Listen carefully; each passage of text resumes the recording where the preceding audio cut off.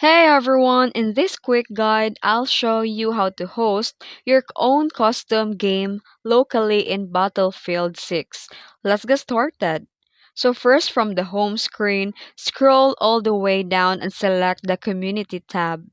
Inside the community menu, choose your search experiences under the browse service section.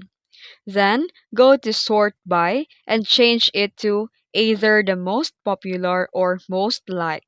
This helps you easily find the best community made game modes created by other players. And you can browse through the list and select the experience that you want to play. For example, a bot match or a custom draft mode. And after selecting it, you'll see the two options like the browse servers or host. Choose Host. Then, you can now adjust everything like rules, difficulty, player options, and game settings.